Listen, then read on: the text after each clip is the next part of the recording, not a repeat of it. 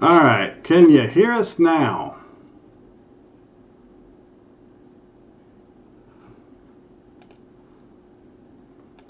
All right. So I think they can hear that. Now I just got to fix the other one where they can hear you guys.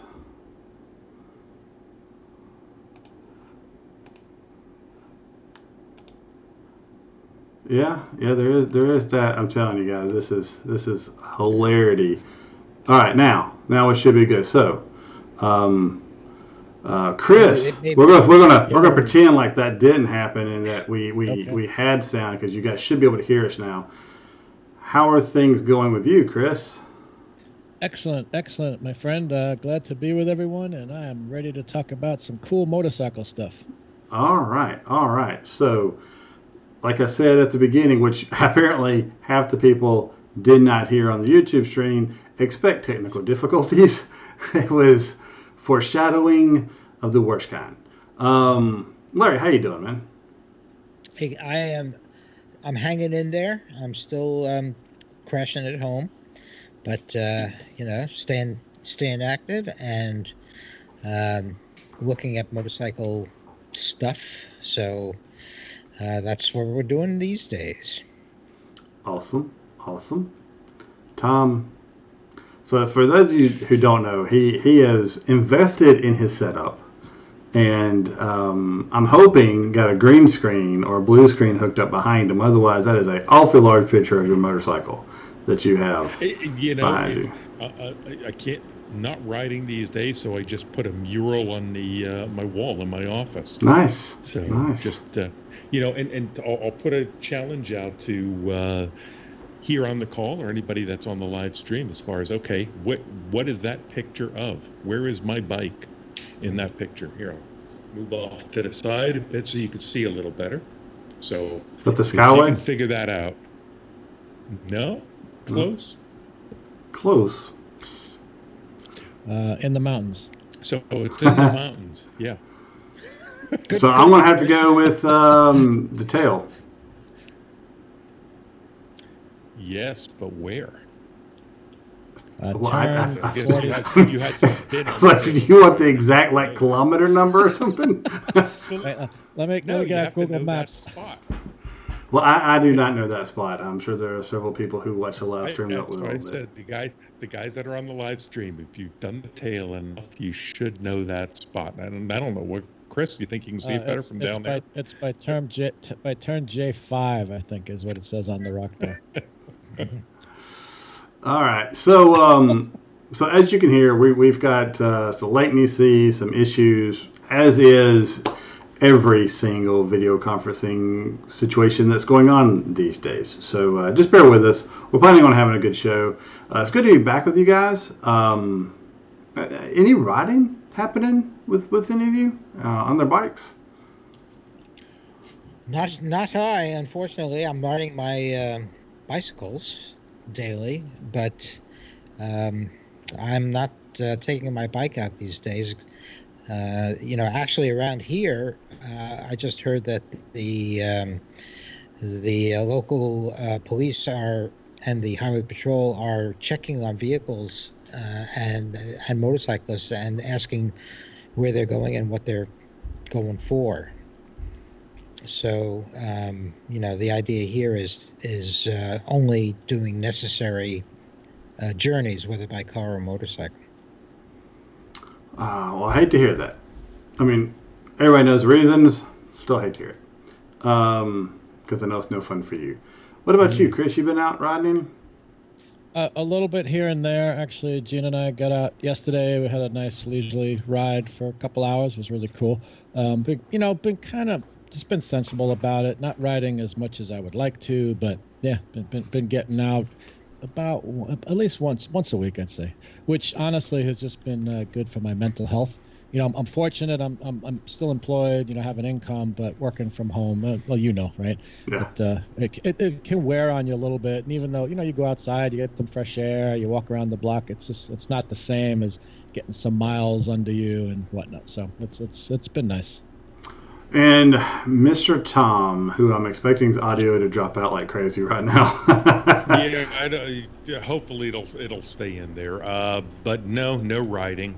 My wife and I were intending to go for a ride earlier today, but I was having some back spasm issues, so didn't think the ride was in for it. So we went and did about a 4 or 5 mile hike instead. Because that'll help with I've back been- spasms. Actually, it did. Yeah, just getting up and moving around. Well, good. I just had a hellish week of sitting for 9 hours every day on conference calls. So maybe that was it, just being in one spot for too long. Yeah. But yeah, I have consciously stayed off the bikes other than an occasional errand here and there. But I did tell the wife today, I think, all right, next week, I think next weekend is it's time to start riding again. Yeah, so that's awesome for you, and I hope you do get out there and ride. This weekend was actually, and I know you're kind of close to me, was great riding weather. Unfortunately, I wasn't able to take advantage of it. For myself, I have this past week was me starting a new position at the company that I've been working at, and I previously was there as a contractor, and they brought me on full time in a different role. And so I always spent onboarding to that and getting up to speed. I also, since it was at the same company, the previous 2 weeks and this week was trying to help transition somebody else into my role as you know, able to help that team and prepare them moving forward. So that took up a lot of time, and like you, sitting in the same chair, doing conference call after conference call, meeting after meeting, and staring into this camera and being in this room doing the same thing. I need some wind therapy, and I thought I was going to get it today, but my son and my wife were wanting ribs for dinner tonight, and we have a little above ground pool we set up for the kids last year, and the wife wanted us to work in that. And so while it was a comfortable like 68 degrees, I managed to get severely sunburned on the back of my neck, but we did have some delicious ribs, and got those things smoking for about 6 hours, so that all worked out. So that was my day, and today was probably the first day I was really going to get on the bike. I've thought about it a couple other times, but it just hadn't happened. Just honestly, I'm here all day with the kids. My wife is essential, so she's having to go into the office. I'm having to be a teacher for 3 kids, teaching them Common Core crap, and they're about to learn how to do math the right way. So that's just kind of what's been going on with me. Nothing really spectacular. Just towing the line, waiting for this to end, I guess. So you're the epitome of the joke that goes, I saw my neighbor tearing the bumper sticker off his car that says, "My kids are great students." Yeah. Well, one of them is. The other two,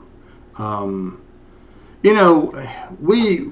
And like anybody really cares about this statement, we don't let my kids don't have a phone. I've got an 11-year-old who doesn't have a phone, and she's like, I'm the only one, and I'm just like, okay. It's just like, doesn't bother me. It's kind of the point.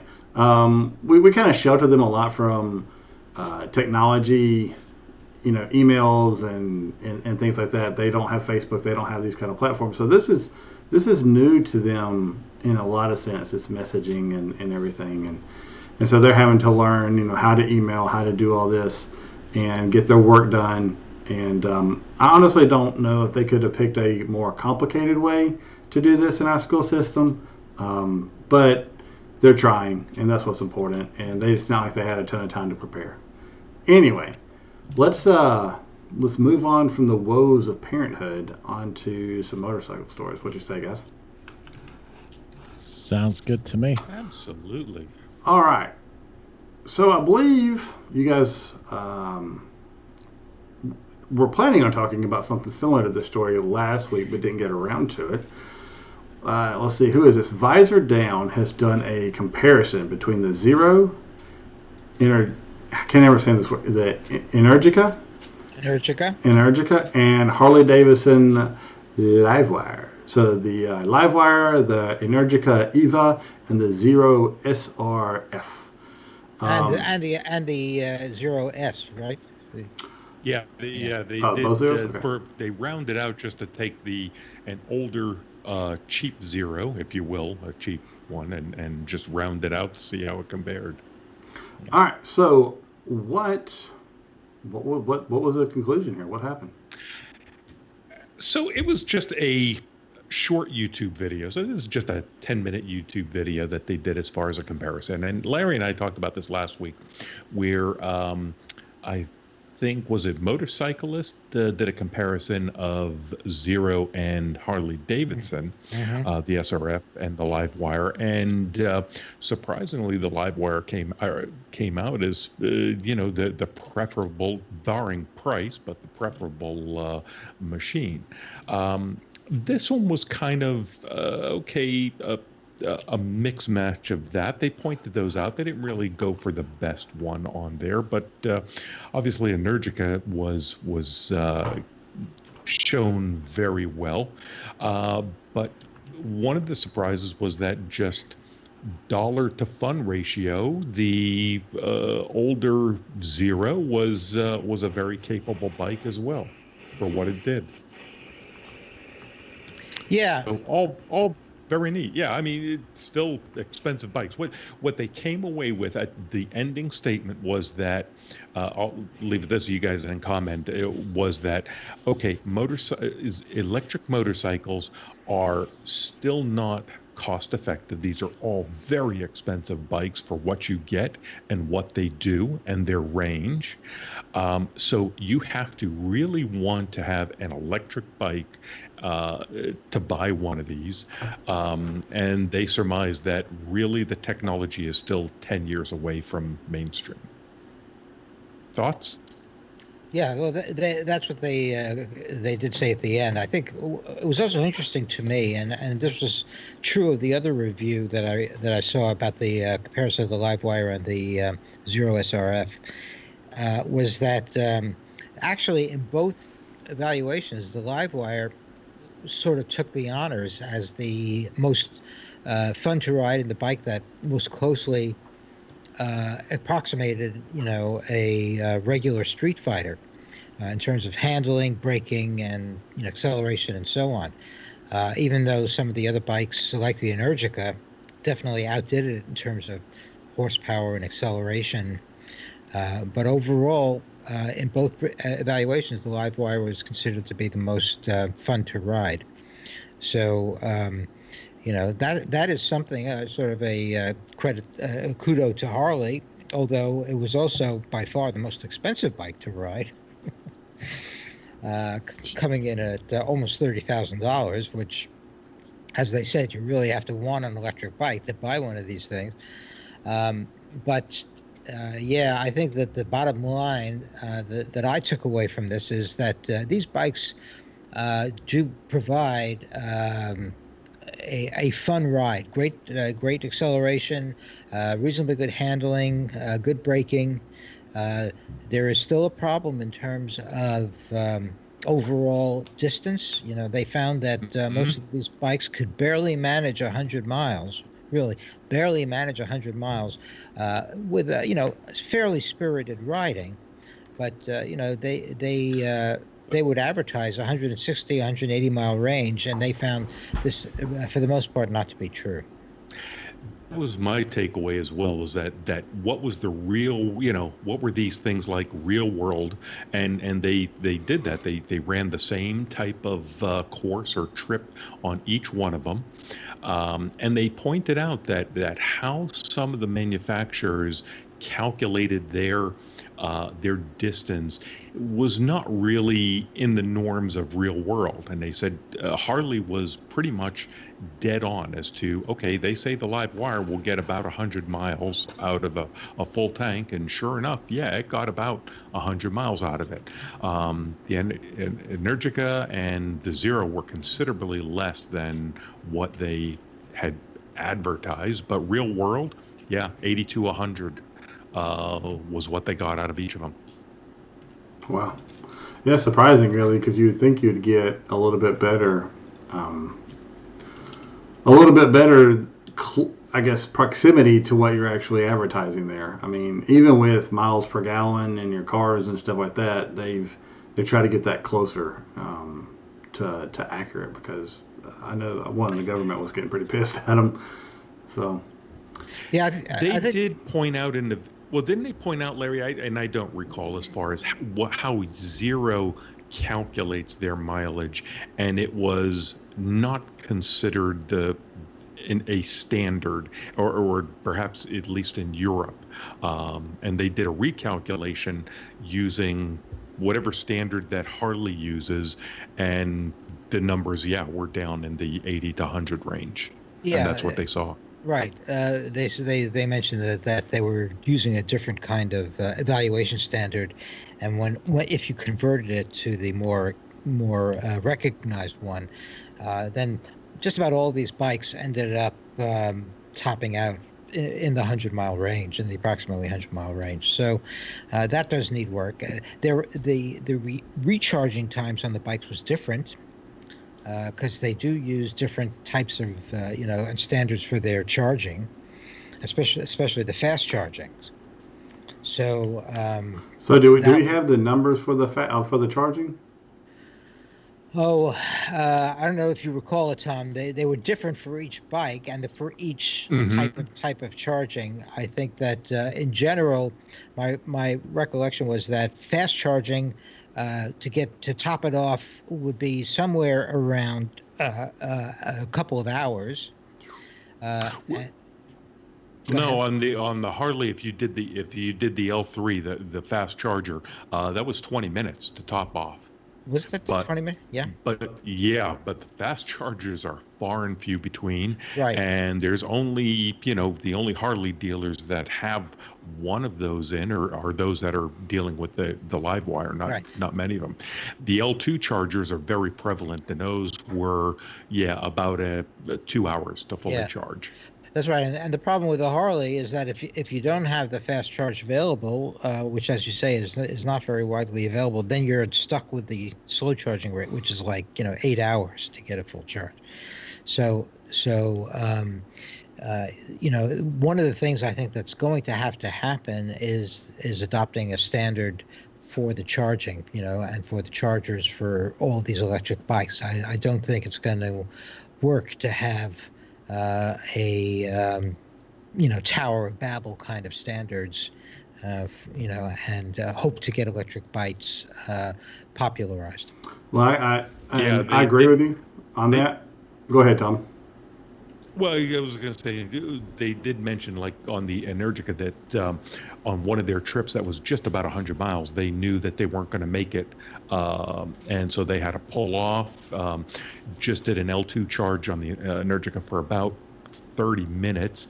And that got them enough power to make it the last, 30 miles of the trip with plenty to spare on top of that. So, you have to have a little planning in advance if you're going to push these 100 miles. Right.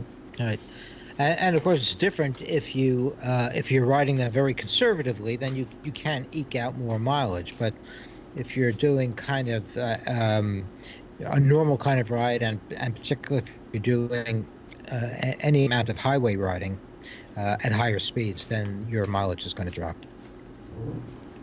Yeah, I think you're right about them needing to get the chargers synchronized, and I have a feeling that that'll probably be forced by the EU. I mean, they're forcing Apple to use USB-C, I believe, and so I wouldn't be surprised if they say, hey, this is a charger that everybody's going to start using, and it just kind of become more of a standard, I hope.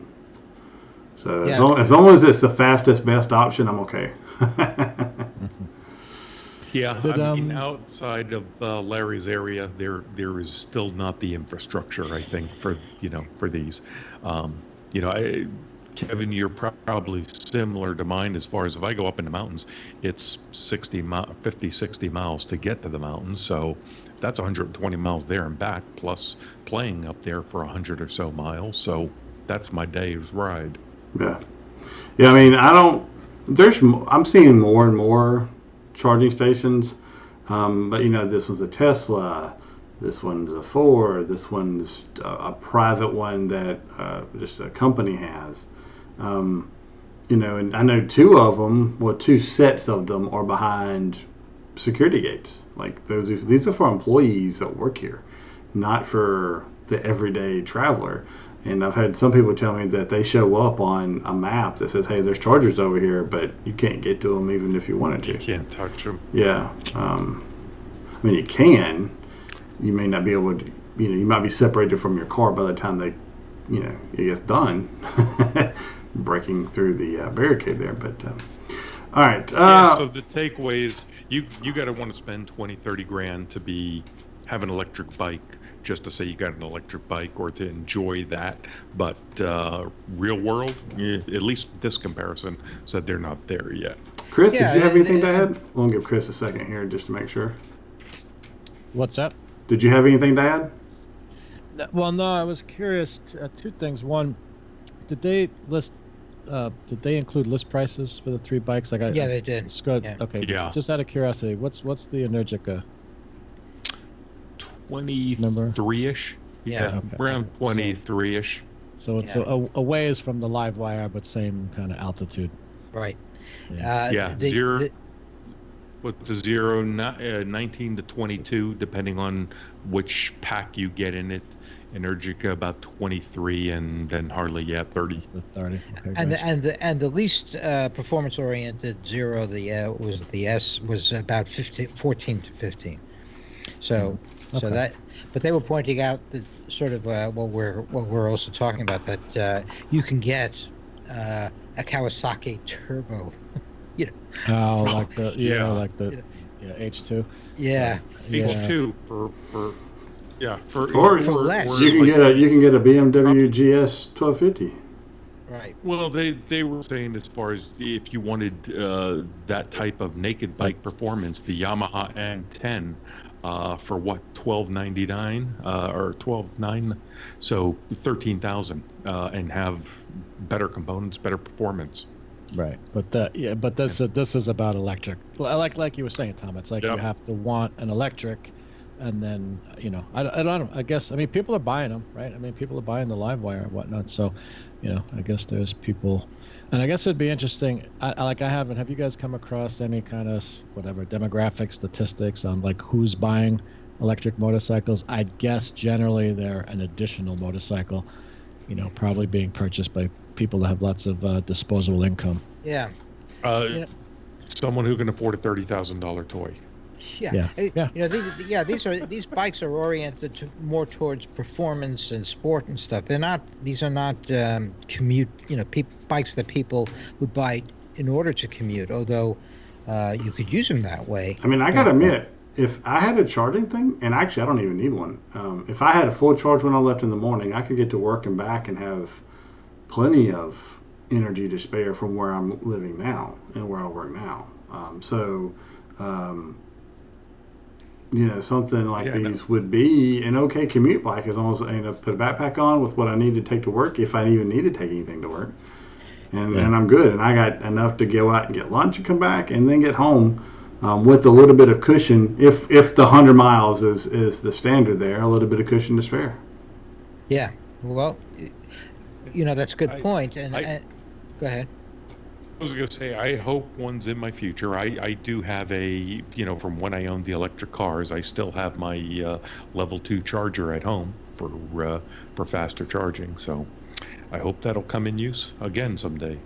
Well, the other way of looking at it, and I think this may be more the way that the world is going to go, is that we have a Prius Prime, and it only has a 25-mile electric range, but for the most part, that's all we ever use during the week, and just to go around town to do shopping, to that kind of stuff. We never end up buying gasoline for the darn things.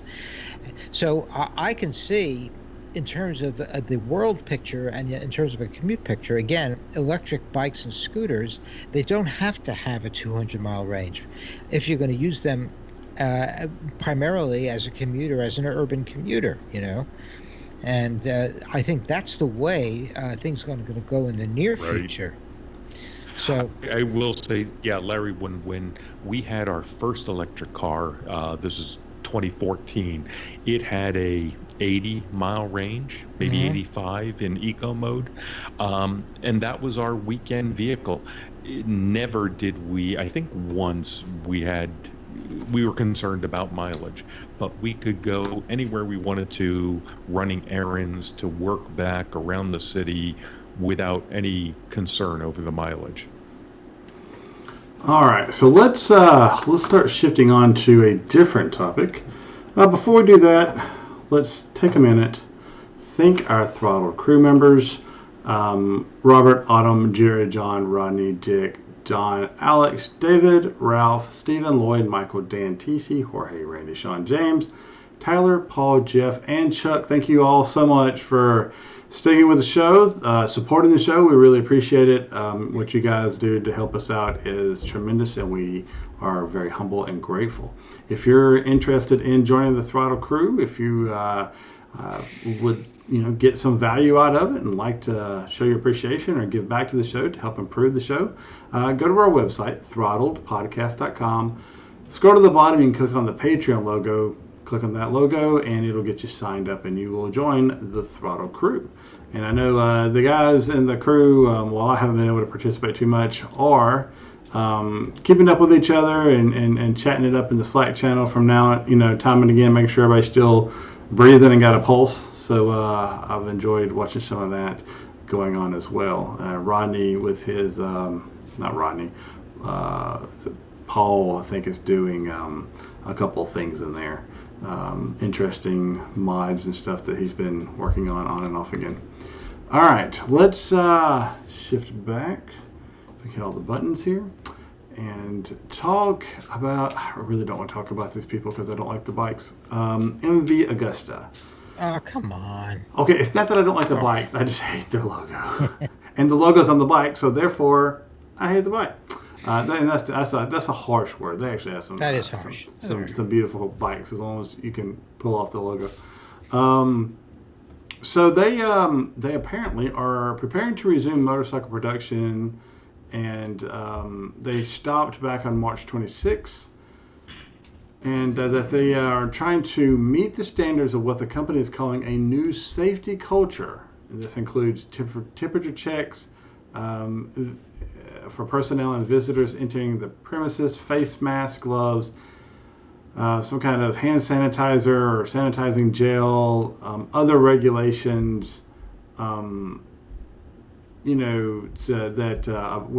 how they're eating, and being kind of double checked by third parties, different kind of things like that. They're looking at optimizing layout for the factory lines and office spaces, to keep distancing there. So basically everything that everybody's going to be trying to do when they get things up and running again, they're just trying to get there before them and get prepared and crank things up.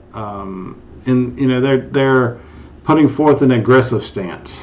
You guys got anything to add to that spiel? Yeah, well, I think it's interesting, and I wish them the best. I hope that they are able to get back up and running, and taking into consideration all of the safety precautions that need to be done. But I like the fact that they're trying to be positive and future oriented. I love, I think that that Super Veloce, was a 900, is just one of the most gorgeous bikes I've ever seen, and I hope that they're able to start ramp production back up, and I hope that somewhere they're able to find a market for people to buy the bikes. They have a 5-year plan, and they want to increase their annual production up to 25,000 motorcycles. What are they currently producing? Around 5,000. Yeah. So good luck with that. So they're saying that they hope this increase will be due to the launch of new models, appearing to an enlarged audience. They have that GT, don't they? That kind of off-roadish bike that's been pretty popular. So they are broadening their appeal, and good for them. And I'm just, I wish them the best of luck. I hope they're able to pull it off. What do you think they mean by an enlarged audience? Because I know in the last 6 weeks I have done zero exercise and eaten everything under the sun. So is that what they're referring to here, or? No. I think that's a good question, and of course that is a problem these days. But no, I think they're talking about increased numbers rather than increased girth. Darn it, because I was like, finally they might make a bike that I like and want to get. And my gut will just cover that ugly logo. So, God, yeah, it's getting bad here. Okay. Well, we take our humor where we can. At my expense, and that's totally okay.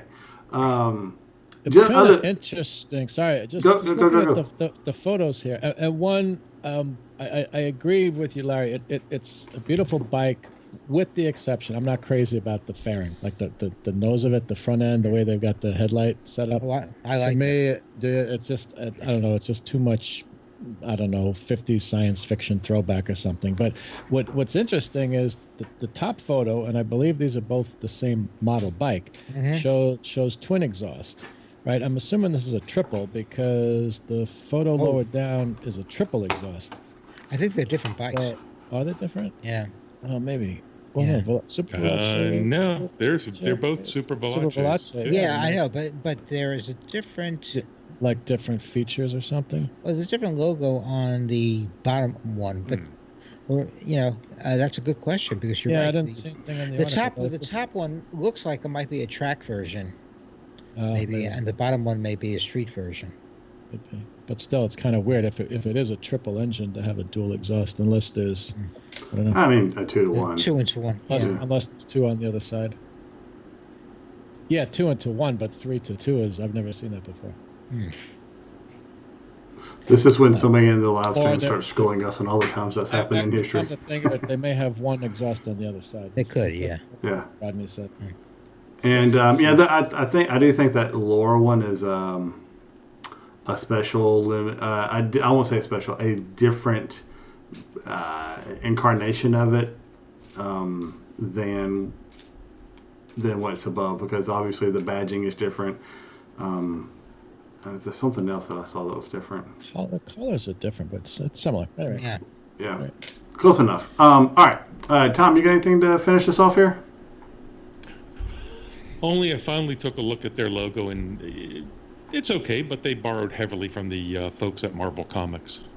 Well, I will say that the one that they show there is slightly better than some of the other ones that have the... it's just, I'm just not a fan. It's very colorful. It's just like, hey, anyway. I have spoken and ranted enough about that in the past. I'm going to stay above it. All right. Speaking for myself only, I don't mind the logo at all. Well, nobody asked you, Larry. Recognize. And I realize it is a personal grudge, and I don't know why it bothers me so. It just does. And Chris, Rodney is pointing out that Triumph does a 3-to-2. Yeah. As soon as he said it, I'm just like, yep, here we go. So here's the list. All right. Got to inspire some conversation in the chat. Mm-hmm. I will say that they usually don't have that problem. But it's so good to be back with the guys in the chat again. I mean, this has been awesome. I've really missed out the last almost month. So it's been hard to just be sitting here in the dark or disconnected from the world on Sundays. All right. Well, what does the future look like for Norton motorcycles? There's an article on Asphalt and Rubber that was put out this week, and it kind of is an interesting. I don't know if it's interesting. It's almost like a stretch of an article, don't you think? One of the things that they've got is the how do you say Bremont? Is that how that picture? The name of the bike on the side of it? The Bremont, it looks like Bremont, yeah. Bremont. So what do we know Norton for? being an old motorcycle brand, obviously. Well, they had bikes that were very popular in the past. Mm-hmm. Dominator and Commando were models that were sort of prototypical British type bikes, Yes. and Norton was promising to restart those lines as well as bring in a new V4 model, and also a kind of a ADV kind of version as well. And Tom and I had talked, I think last time and the time before, about the fact that some of these bikes I thought looked very good in terms of the prototypes that they were showing. Unfortunately, they weren't actually manufacturing them. They were just showing prototypes. And they never really got to manufacture very many of them before they had to go into bankruptcy. So as we reported last time, right at the tail end, it turns out that they are indeed in bankruptcy, but that a Indian motorcycle company, TVS Motor, was buying at least the rights to the name and presumably the rights to some of the designs of the motorcycles that they had. It's not clear what of the intellectual property that Norton has that TVS was actually purchasing. But the biggest thing about TVS is that they would like to bring a kind of a premium and well-known brand into their lineup of bikes, because for the Indian market, most of the bikes are very small displacement, kind of pedestrian types of bikes, and something bringing the Norton name and some of their famous motorcycle types into the market would be a boost for TVS. Gentlemen, other thoughts? It appears, when we speculated last week, we didn't know much about it. This article on Asphalt looks like Jensen's talking about that they actually may let Norton start manufacturing bikes, and they're in it to gather some a foray into the Western market. So I guess that's a good thing. Larry and I took this on an approach last week of, it's an old manufacturer. They had their heyday, I guess, in the 50s, something like that, 50s, early 60s. When Larry was just a youngish man riding motorcycles. When I was in my 40s, exactly. Yeah, exactly. But we took it on the track of, does anybody care? Anybody of our generation or even younger have a connection back to these bikes? And does that really matter? But hey, it's great. It's another manufacturer that may still survive at some point. Will they come back like Triumph did? Who knows? That's something to see. Well, they're getting a big infusion of cash, and there's another article that points out that TVS is planning to invest millions into the manufacturer to bring it back to the global stage, and also invest in assisted riding and safety systems and electric bikes as well. So they have plans to really expand and modernize the Norton lineup and use the Norton name to put them on a global stage. So it'll be interesting to see if they actually do follow through that and if they're able to do it. All right. Well, we've got a. Chris, did you have anything to add before I moved on? I don't want to leave you out of the conversation. Nope. I'm good. All right. We're going on to the signs of the times that news articles are getting hard to come by. And I say this jokingly, but I did learn one interesting thing that I did not know before. What is that? In this article. And just wait. Just wait. All right, so we have an article by the motorcyclist that says using motorcycle thread locker tips and a how-to to apply thread locker. So Loctite, thread locker, same kind of thing, right? And why would we need thread locker? What is its purpose? Well, To lock threads. To lock threads. And what does that mean? Let's say you're riding down the road and a bolt falls out. Thread locker could have helped prevent that. There you go. All right, so that's over. How do we, doesn't everyone carry some in their toolkit? How do you apply thread locker to the threads? Now, this can be tricky. Take said bolt. Take thread locker. Place drop of thread locker on the threads of the bolt. Insert bolt. Now, here is the part that, according to the article, I learned something.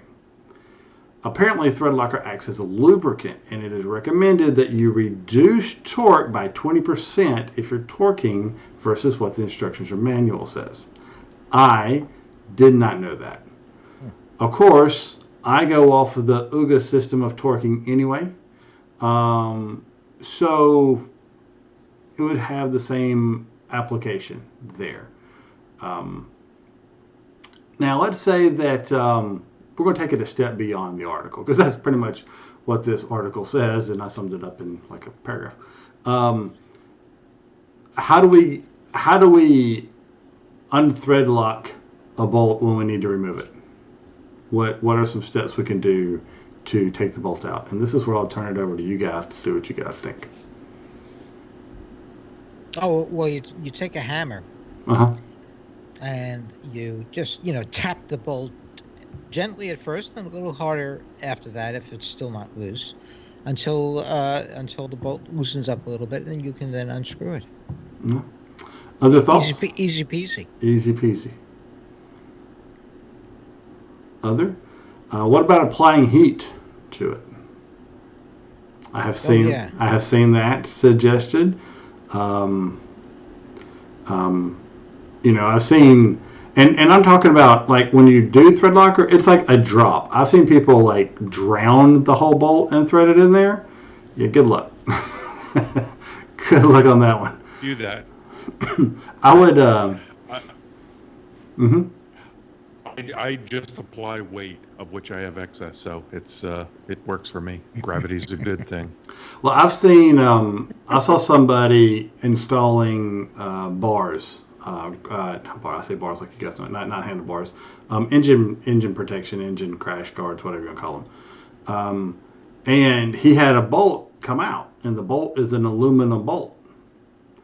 Well, he goes and gets another aluminum bolt, drowns that son of a gun in thread locker, and screws it back in there because I don't want this thing coming out again if I'm being off-road, yada, yada, yada, yada. And I just can't imagine that aluminum bolt surviving if he torques on it too much. I mean, wouldn't you think it would shear off at some point? Maybe. Just thinking. I don't know. Lloyd says his Ural was nicknamed Blue Loctite. So I suppose that on some bikes you need to use it very liberally. Yeah, and I mean, me personally, I use it on a couple of spots, but I put a drop on, as in a, I don't know because I don't have a torque wrench. I think this is about right, but I just want this extra little security, just a little drop, boom, and usually it just takes an extra little oomph to get it to break, but that oomph is what's keeping it in there. So I don't go crazy with it, and I don't use it on every single bolt I put in the bike because it's not necessary. Sometimes the tension is just enough. All right, and I think we've covered that. I'm sorry. Go ahead. No, we haven't finished it. Okay. No, because people point out there are different types of Loctite. No, you are absolutely correct. Would you like to go through the different types and explain them, break it down for us? Chris points out. Chris, would you like to take over from here? I was just doing a copy paste, but I certainly can. I mean, it is interesting because I was familiar with blue and red Loctite. I was not familiar with purple and green. So we can just do a quick thing on purple and green if you like. Oh, sure. No, I mean, if we're going to go, we're going to cover it all. So all right, four of them, baby. So let's do it. Let's do it. All right. So the thread lockers, you should know, are available in low, medium, and high strength. Okay. Now, and it points out, most of us, like Chris, are familiar with bottles of blue and red stuff. Blue is medium strength that is best used on hardware that will need to be removed with hand tools down the line. I know a couple people mentioned that. It's also best for small diameter bolts. Red is high strength and is for assemblies that you don't plan on taking apart, and when you do, to Kevin's point, requires heat to break the bonds. Now, this is where it got interesting for me. There is also purple, which is below blue on the strength scale, that works great on very small hardware and materials like brass. Green is a wicking compound, meaning it will find its way into the gaps from the outside of the hardware via capillary action. It also requires heat to break the bond for easier removal. I'm guessing it's a fairly, well, I mean, you need heat to break it, but it doesn't say where it fits in strength-wise with the other colors. But I believe that is the spectrum. Well, I'm curious. How do you apply heat? Are you talking about like a hair dryer or what kind? I guess a heat gun or something like that. I mean, yeah, basically, yeah, a better version of a hair dryer. Yeah, I see. I mean, but I've seen people bringing out torches and just flames, and I mean, depending on where it is, obviously. I mean, if it's through plastic, you're not going to do that, right? Right. But you're trying to heat the metal around the part so you get to an area where you can apply heat, and whether it's a heat gun or like a propane torch or something, not like a welding, cutting metal, but just something to apply heat. Yeah. Okay, well, I'm glad that we had the discussion. I mean, because people needed to know.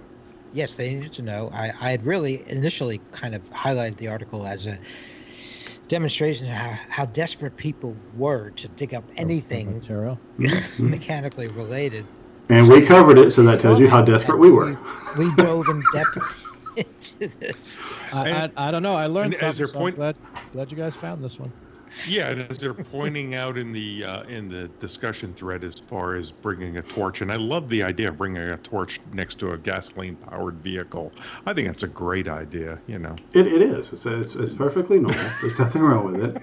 I mean, sure. I mean, what at the end of the gasoline, you've got electric sparks happening, and then fire pursues after it. I mean, come on. I mean, it's gasoline and fire. They go together like butter and bread. All right. Obviously, guys, that is in jest. Please don't do anything stupid. Okay. I don't even know where we are now. I'm so off of it.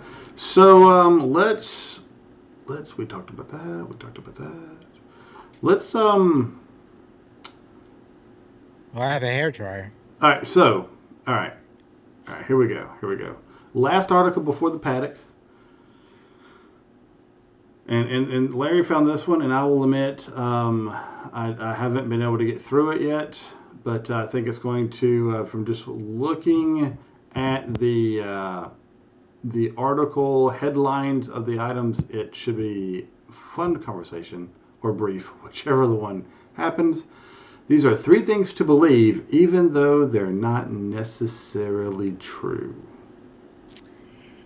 Yes, well, Tom and I both kind of discovered this article independently, Tom, right? Mm-hmm. We had no prior. We were thinking alike from a distance. Right, and this was an article that was in Rosilla, and I think there are 3 points that they make that seem, on one hand, a little bit obvious, but on the other hand, are good to keep in mind. So. Point number 1 is that you should ride like everyone in a car is trying to kill you. Now, this has been said a million times in all sorts of contexts, and it's obviously not literally true. Most cars do try to drive normally and even avoid and or protect people on motorcycles, but it still is a value. There's some value they feel in thinking this way, and um, the problem is normally if you ride down a road and you're on a two-lane road and the cars are coming the other way, you don't act or react as if every car is about to swerve into you. And the problem with that is over time, this is going to make you feel overly confident, and you're going to make assumptions that perhaps you're not so safe in making. So they're suggesting that a dose of paranoia can shake you out of that complacency where you're just assuming that every other driver is going to do the right thing. So it may mean something as simple as shifting your lane position as a car approaches or as you approach an intersection. And, 999 times out of 1,000, it won't matter. But that one time that you do that and a texting drifter comes across the center line, it can make all the difference. So I have to say that for a good part of the time I do ride that way. I don't assume anything. I try not to assume anything about the other drivers on the road, and I try to anticipate a driver who's not paying attention or who's going to make a mistake that could be dangerous to me. So go ahead, as far as I'm concerned, go ahead and ride like everyone is trying to kill you, even though the reality is that they're not. All right. Well, I'm going to take this next one if you don't mind. Sure. And Tom, I'm sure will have plenty to say. So, every crash can be avoided, right? And you've heard this being told to you through different kind of training, different kind of YouTube videos. This is out there that every crash can be avoided. And he's talked specifically about a certain course that he says that, 99% of crashes can be avoided, and that, and I'll agree that a lot of crashes or almost all crashes can be avoided given the circumstances. And this is where I'm going to break from the article, because I look at what we teach, Tom, in the MSF course is we have actually a drill where you go through and you pick out different factors and you diagram out an accident, right? And during this exercise, we actually ask them, if we were to remove one of these factors, is it possible that we could have avoided having this accident? Just one of these scenarios. And, we point out that, so we can control all the things that we can control, but we can't control everything. We can't control the weather. Like one guy had a guy getting struck by lightning. Yeah, okay, that's technically an accident, right? He's driving on the road, lightning hits him, he runs off the road, has an accident. Lightning caused it, act of God. Obviously, choosing not to ride in the rain in a thunderstorm. Yeah. But, those kind of things of, there's things you can control, there's things you can't. And we kind of teach, control the things you can control to the best of your ability and ride within certain safety and risk offset parameters. And you have a better chance of not having an accident. Tom, do you have anything to add to that spiel? I've used spiel twice in this episode. I'm pretty proud of myself. On the spiel, I somewhat agree with it. That so it started off saying that every crash can be avoided, and one of the teachers used to tout that. So no, I don't think everyone, but I agree with the close to 99%. If you're aware of what's going on that you can prevent, stuff is going to happen. This also falls into that that mindset of I hate people use that phrase, well, there's two types of riders, those that have gone down and those that will go down. To me, bull. I think you can ride your entire career and never go down. It all depends on maybe that you haven't come across that 1% of something that you had absolutely zero control of happening to you, or the rest of the 99% you controlled it. You may have had pucker moments and close calls, but you at least had one of those factors to avoid that crash. So Yeah, that's my take on. Yeah, I agree with you. And I hate that phrase too. Those that will, and I've actually had several conversations with students because they say that was always, if you haven't wrecked, just wait, you will kind of attitude. I'm just like, no, that's a horrible thing to go into this as, because then you're just like, well, I'm going to have an accident anyway, so I might as well throw caution to the wind. That is how some people treat that, and that's not good. So, all right, we'll move on from that one. And the last one, and gentlemen, feel free to jump in and take it if you want to. Even though you're in too hot, you can make this curve. What does that mean? That means we're riding too fast into a curve, but we could still make it around it. Yeah. Chris, why don't you take that one? Because that plays right into your little incident several months ago. Yeah, that's actually a good point. Yeah, I was in too hot, and no, I didn't make the curve. But actually, just to recap for anyone that didn't listen to that episode, so I was out riding with a buddy of mine. I was on an interstate. I was coming up to an interchange, which is unusual, especially in New York, but it was an exit on the left side of the highway to get onto the westbound road. Normally, it's like a cloverleaf where you wrap around. But the guy I was riding with, who happened to be on a Yamaha R3 and likes to ride fast, had managed to get far enough ahead of me that he was supposed to be following me, but he insisted on getting ahead of me from time to time, and so he missed the exit.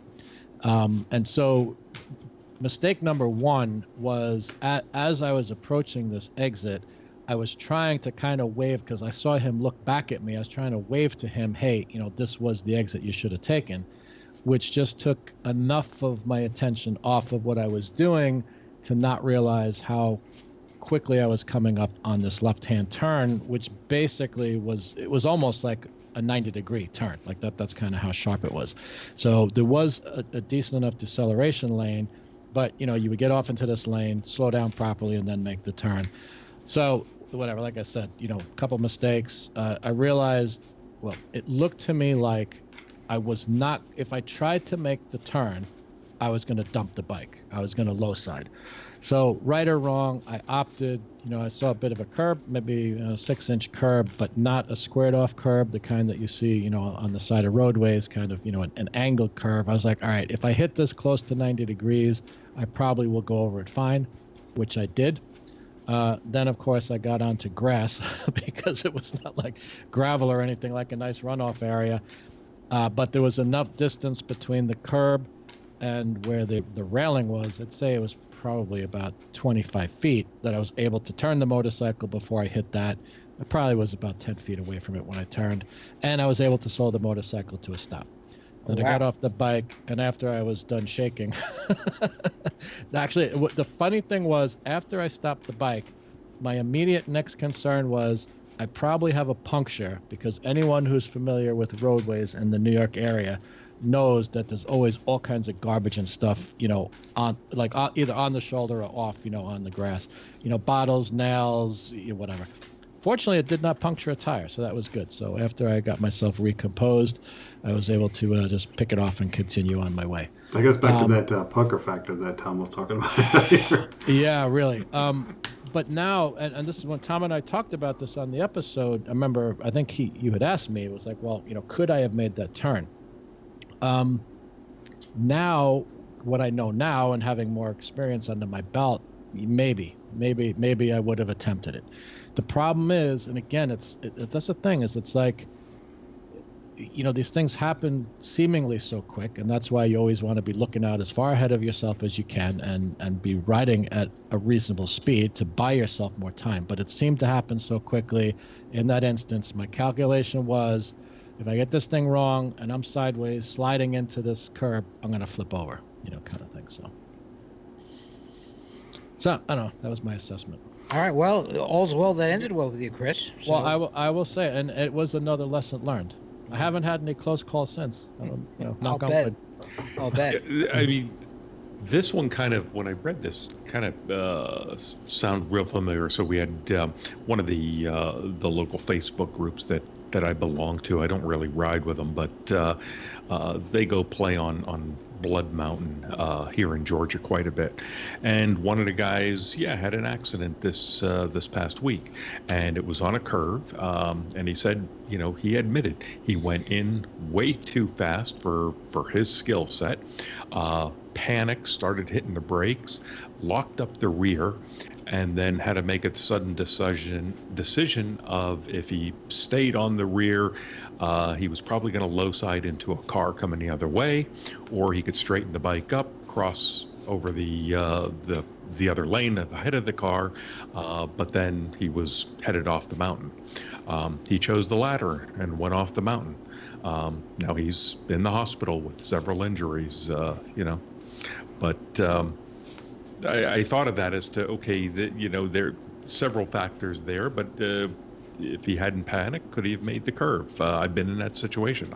I've taken a curve too hot and just, I trusted the bike and just kept pushing on that inside bar, and the pegs started chattering away as they were getting in, and hoping nothing hard started hitting, but was able to make it through that. So that I think this is one of those where, again, that 99%, you can probably make that curve. The bike probably has more ability than you do. Yeah, I like Lloyd's comment in the chat about number one reason to do track days teaches you that you can make it. Yeah. So it's a good point. Oh, and I wouldn't say that like 99. I wouldn't go quite that high, but most of the situations that you run into, the bike has more ability than you have skill. The problem is even for the people that have the skill, it's the application of the skill in a sudden now situation. Whereas on a track day, I know a couple of people that they could ride a track day all day long. They know the course, they know what's happening, they know what to do because they're preparing for that turn. The minute they get out of the last turn, I'm on a new road and I'm pushing it to the limit, and oh crap, this tightens up a lot more than I thought it would, and I'm already all the way over. And then they panic. Now that's a key phrase here. They panic and grab a handful or just don't quite introduce trail braking correctly, and they end up low siding or worse yet, getting target fixated on a point in the curve, hitting that point, but then not readjusting and then running wide, and which happens a lot, especially on a decreasing turn. And I think the first issue there is what you started off with. If you're running at the limit, if you're running at the limit on the street, you are going to crash at some point because something unforeseen is going to happen that doesn't allow you to adjust. No wiggle room. Yeah. Yep. But I think part of it is, as Kevin mentioned, part of it is the target fixation that you get. And the other thing is learning how to take a turn and be able to shift your center of gravity so that you can, increase the angle the bike can turn at. So I do, on every turn, I do try to shift my center of gravity just as practice, so that if and when I really have to make a sharp turn, I've sort of got that practice under my belt, and I can do it more automatically. But I know that there are turns that I could have made in the past that I didn't because I didn't know really how to take the turn as sharply as the bike could. Now, I will say, though, there are instances when you outrun the ability of the bike. I had that happen to a friend of mine. He had a Harley Road Glide, and on a tight curve, he went in, probably too hot, and was leaning it over and kept pushing and eventually he hit some hard parts that lifted the rear. And it was just enough to break traction, and he slid off into a fence. And that was early on in my riding career, and I remember that as far as I always wanted to own a bike that had more skill than I did. One of the things that I don't like watching motorcycle wreck videos. But the one series that I do watch from time to time are the Mulholland Drive ones. Because those guys, I mean, some of them are just like, did you just like start writing yesterday? I mean, it's, and I don't want to be critical, but it's just like, you had no business trying that, but trying to show off for people and all that stuff. And, I mean, low side after low side, or worse yet, they hit a peg and they've never done it before. The bike straightens and they somehow put it in some kind of death wobble, get thrown over the front of the handlebars, running into railings. I mean, it's just like, really? I don't know. Anyway, all right. So let's visit the paddock real quick and see what's going on there. Well, welcome to the paddock, everybody. I am happy to be reporting. Unfortunately, there isn't a whole heck of a lot to report. There is still no start date for the MotoGP season this year. And the Dorna is seriously considering at this point, more seriously considering having closed races. So the idea would be there would be no, the public would not be allowed in. There would be no spectators. There would not be any unnecessary people, PR people, that kind of thing. They would also be out. This would be purely the racers and the mechanics and the managers.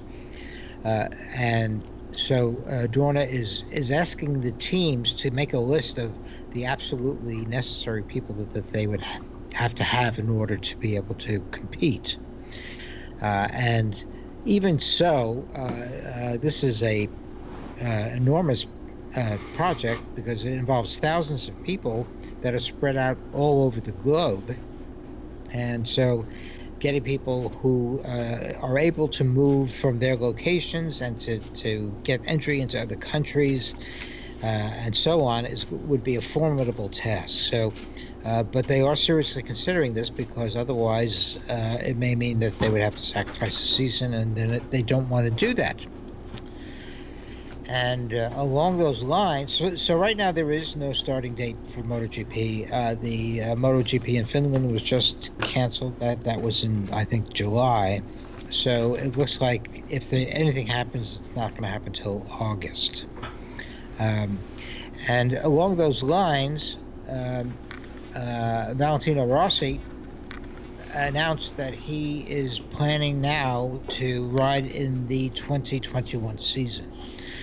Previously, he had been saying that he was going to wait and see how things went in the early part of the 2020 season to see if he felt that he was still competitive and that he would continue to ride or whether he would retire. However, as you know, there's no 2020 season yet, and there may not be enough of a season for Rossi to evaluate how he's feeling this year. So he's pretty much decided that he's going to ride in the 2021 season regardless of how he does in the whatever races there are in the 2020 season. And if he does do so, and it looks like he will, that means that he's going to be off of the factory team. Fabian Quartararo is going to be taking his place. That's already been decided. So he'll be riding for one of the Petronas teams, the Yamaha teams, but he will, and this was promised to him by Yamaha, he will be getting a factory spec bike, the same as the ones on the factory team will be using. So he'll be riding with the same bike, and he'll be riding, I assume, with his favorite mechanics. And so for him, he should, in terms of the actual machinery, he should be competitive, and we'll see how he does in the 2021 season. But I would not expect him to retire until after the 2021 season. So that's good news, I think, on the whole. He's a big draw, very popular guy. He brings a lot of people and a lot of interest into MotoGP racing, and I'm happy to have him continue. And I suspect that he's going to be reasonably competitive, in the time he races before he retires. I hope so. Definitely hope so. Chris, you got anything? Oh, cool. Yeah, it's a couple things. One, being that there is no racing yet this season, I've been watching some of the vintage races, like on the MotoGP, the video pass, and some of them I've been watching some of the Rossi races when he was riding 500cc, dual two-stroke bikes and stuff like that. So it's kind of interesting just to see him first place, second place, and that kind of thing. Also, I've watched some of the races that Wayne Rainey, who's now president of Moto America, raced in. So that's been really cool.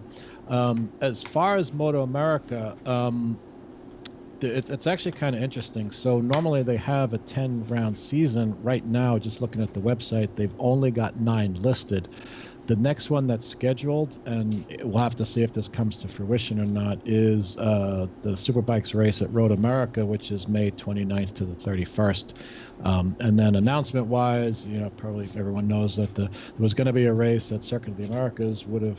Actually, maybe it was this weekend or last weekend, normally when it's scheduled, that was canceled. Superbikes at Virginia has been canceled, and then the race in Atlanta has been moved to July 31st to August 2nd. So it should be interesting to see what's going to happen. I've got my media pass and everything with Moto America all set up. I'm all ready to go hit some races and do some photography and whatever. But I haven't booked any airfare or anything yet because I just don't know where things are going to go. So I'm kind of waiting till we hear exactly where dates are going to land. But Moto America said they're going to do their best to run the full 10-round season. So that should be interesting. Cool. Well, thank you, gentlemen, so much for the update. It's good to hear again. All right, so I think that's going to kind of wrap us up for the show. Don't forget we are on social media, Twitter at Throttle Show, Instagram Throttle Show, and Facebook Throttle Podcast. And while you're sitting there and you're thinking about motorcycles and all this stuff, and we've gotten a few emails, a lot of good comments, a lot of things that I need to circle back to and just kind of make sure I've responded to everybody. I've read them all and reached out to a couple of you. But don't forget, you can email us. 2 ways to do that. The first is feedback@throttledpodcast.com. Second is just go to the website, throttledpodcast.com, click on the contact form, fill out that, and we get that in the same mailbox. We do broadcast live when our internet and everything's working, and that's usually Sundays at 7:30 Central, 5:30 Pacific, and we're using YouTube right now to do that, and we post that link on Facebook and Twitter 15 to 30 minutes before the show once we get the stream up and running. And then we have a nice little ditty and visual appetizer until we start the show. And we've been pretty accurate about getting the show started at 7:30, pretty close to that. So outside of that, I think that's all that I have, gentlemen. I had a good time with you tonight. It's good to be back together. Really appreciate it. Who wants to sign out first? All right. So obviously, everybody's excited. I'll take it. Hey, it was a great show. Glad we had everybody on and a live one there. So everybody have a good week. Stay safe. All right. I guess I'll jump in next. So excellent being with you guys tonight. Thank you for everyone who tuned in and is listening. So we'll kind of see how things shake out in the next couple of weeks. Definitely looking forward to some racing. Unfortunately, my California Superbike school got canceled. Was going to be in May, so I've rescheduled for August. So looking forward to that. I hope that does go through. And actually, if they're doing track days at some tracks, I may look to get a couple track days in before then. So we'll see. But everyone, be safe and enjoy motorcycling. No, there you go. I'm thinking about the near future. Brian H. actually had contacted me about doing a track day in the late July, and unfortunately, I'm not sure that I'll be able to participate in stuff in July yet. Maybe August. And as far as I think who's it, Paul, who asked, Sturgis so far has not been canceled. So as of now, that's still on. And for those of you who can ride, please do. Be safe, be careful, and I will be riding as soon as I can. I really miss it. So stay safe, be safe, and we'll talk to you next week. All right, everybody. Hey, thanks so much for the guys who tuned in live in the chat room. We really appreciate it. Everybody out there who's listening podcast-wise, we really appreciate you. Hope you've enjoyed the episodes that the other fellows have been doing. I can tell you from this date, I'm behind by a few. I need to get out there and get those processed for you guys to listen to.